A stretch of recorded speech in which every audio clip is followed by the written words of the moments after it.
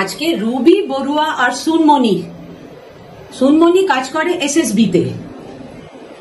দুটো বাচ্চা, ছেলে 14 বছরের, মেয়ে 7.5 মাসে, দুটোই সিজারে।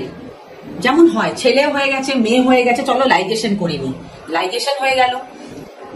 এখান থেকে শিলিগুড়িতে গাড়ি করে যাচ্ছিল তেজপুর, বাড়ি যাচ্ছে ছুটিতে।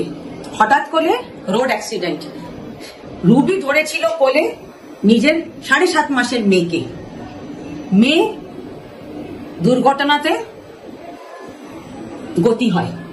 এখন খালি রয়ে গেল একটা ছেলে 14 বছরের। কিন্তু রুবি নিজের মেয়েকে ভুলতে পারলো না।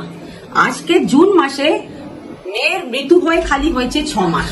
ও এদিক ওদিক খুঁজলো কি আমার তো লাইগেশন হয়ে গেছে, আমার তো আর কি করে বেবি হবে। ওর একজন আঙ্কেল যে নিজের ডাক্তার, ওকে ঠিকানা দিল ফ্যামিলি ক্লিনিক IVF সেন্টারে। তখন থেকে আরো পেছনে তাকালো না। আজকে মেয়ে মৃত হয়েছে অনলি 6 মাস।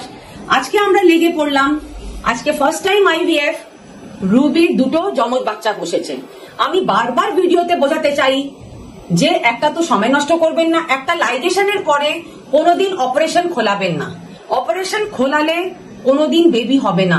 0% রেজাল্ট। অযথা টাইম যাবে, শরীর যাবে, আর আপনার ভ্যালুয়েবল একটা বডিতে নষ্ট হয়ে যাবে।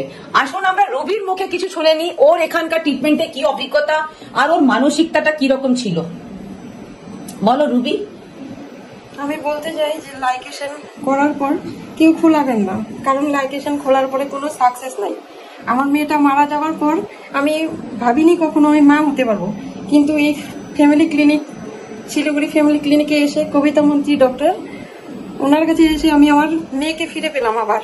আমি তাই সবাইকে হাত জোর করে বলবো, যারা বাচ্চার জন্য লাইগেশন করা আছে জন্য কেউ বাচ্চার জন্য লাইগেশন খুলবেন বলছেন, কেউ খুলবেন না।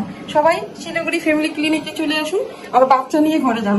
ম্যাম মানে ভগবান, আমি কোনোদিন ভগবানকে সামনে থেকে দেখি নাই, কিন্তু ম্যাম আমার কাছে ভগবান, যেহেতু আমার বাচ্চাকে ঘুরাই দিচ্ছে ম্যাম।